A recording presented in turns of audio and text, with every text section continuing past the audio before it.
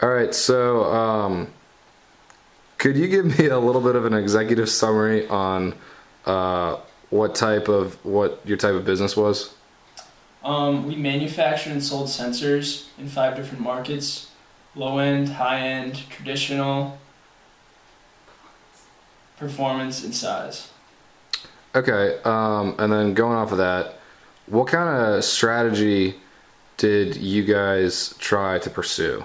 We're going towards broad differentiation, but based on how the market ended up, we wound up in niche cost. Okay, um, so after the 8 years, how how did your performance end up? What was the outcome of it? We'd hoped to have a better performance score. We were towards the bottom of the barrel out of most of the groups, mainly because we took a lot of emergency loans. But we did do well in several of the categories on the balanced scorecard, such as learning and growth. Okay, and then would you say that the environment that you competed in, would you say it was very competitive, not so competitive, or was it, pretty easy or what? I'd say it was fairly competitive. At this point, a lot of the groups had a lot of practice and knew what they were doing. So if you kind of messed up in one round, you would lose a good amount of market share. So the groups that did well to begin with grabbed the majority of the market share and held on to it for the remainder of the rounds. Okay.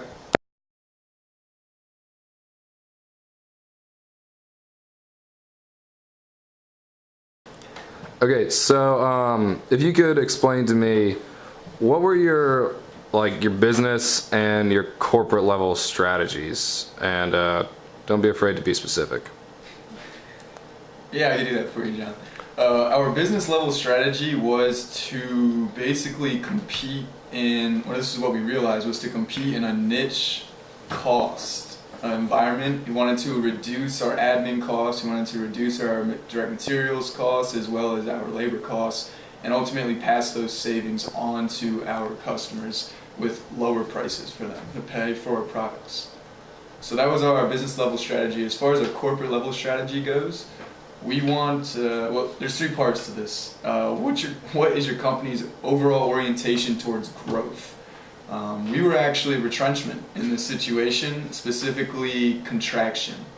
We wanted to cut back, or what ended up happening was that we had to cut back our size and our costs.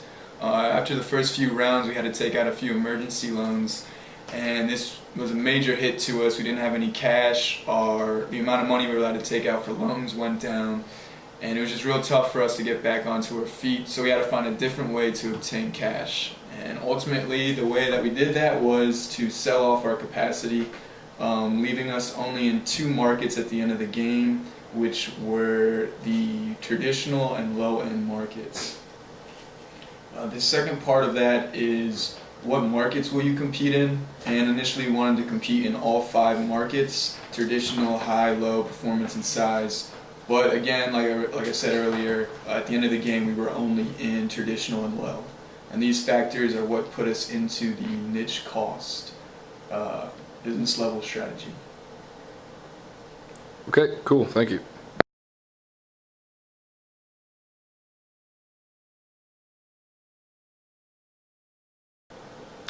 All right, so would you mind explaining how the functional level strategy that you had may or may not have supported the business and corporate level strategies that you just talked about previously? Alright, so again, just to recap, our strategy was niche cost. We were fairly good in investing in the learning and growth part of the balanced scorecard.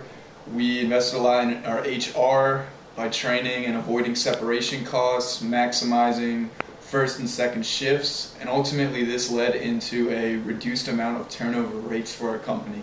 This is something we've really excelled in. We also saw the need to sell off capacity, as I was talking about earlier, that we were not using towards the final rounds, and also because we needed that additional cash. And also, just to sort of keep in line with the different business and corporate level objectives, just to make sure we're being efficient. We didn't want any extra capacity or wasted space, because that would just be additional costs that we would unfortunately have to pass on to our customers.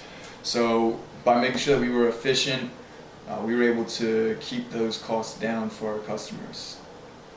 Okay. Unfortunately, we did not see from this learning and growth here, we didn't see it translate into the finance section of our balance scorecard or the the other areas that it could possibly be affected through the learning and growth. I think part of that had to do with our lack of meeting customer expectations for our products. We had trouble investing in research and development for our products, mainly because the lack of cash.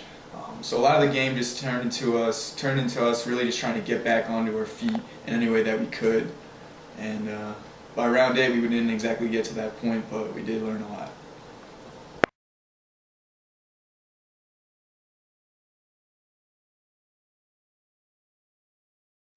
Okay, John, could you please pinpoint for me what you believe were your core competencies? Yeah, sure. So, as defined in class, competency being a cross-functional integration of capabilities. I think we did have a lot of capabilities, especially with our human resources as a team.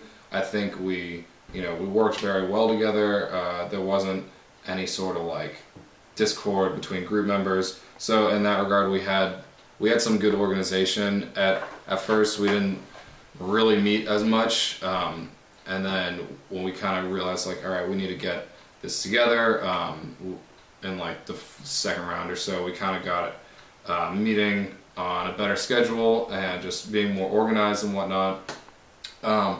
And so when we weren't making a lot of money because of a lot of bad decisions. We got into a lot of debt with loans. But what money we did have towards the end, we were really pouring into advertising and into marketing, really getting our name out there with consumers so that they had, that we were kind of positioning ourselves in the mind of the consumer. And so we took out a lot of our products and just focused on 2 products towards the end. But what we really put our stake and our name in was getting our name out there and making sure people were aware of who we were. And so towards the end, we were kind of coming up, and I think just deciding to focus on just a couple industries and really having a better niche cost strategy towards the end, and just keeping people aware of who we were and making sure that they knew we were on the up and up, was really what helped us out towards the end. Okay, thank you.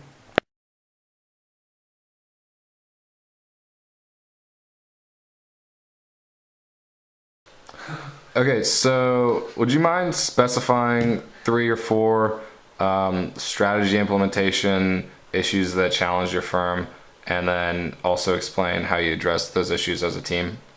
Sure. So in the beginning, we didn't put enough money into our promo budgets, so our customers weren't very aware of our products, and it took us a couple rounds to realize that, particularly for the high-end performance and size segment products. And by the time we did get enough funds to start putting money into the promo budgets and adjusting our prices, our selling prices, customers knew we were there, but we weren't quite as ahead in the game as we needed to be. So it kind of slowed our demand, and that dropped a little bit because the other teams were ahead of us with that. Okay, and then also, would you give a few insights, like new insights that you learned about business and business workings as a result of taking this course? Yeah, so we definitely learned it's crucial to spend time formulating a strategy appropriate for the company in the beginning, because you need to stick with that and work throughout as your business is flowing. With that, you need to anticipate the external industry forces, because if you go into it not kind of having an idea of how other companies could react, then you're not going to be as capable of adjusting to everyone else. You should really try to gain a strong initial market share from the beginning, because like I said, we kind of had trouble with that, and it was hard to get back in and climb up and try and get a good portion of the industry. Investing in TQM early is really crucial. It'll help you reduce the time to spend on R&D. And investing in learning and growth, and again HR, spending more in that is going to reduce your employee turnover ratio and give you a better score on the balanced scorecard overall in total. Okay, thank you.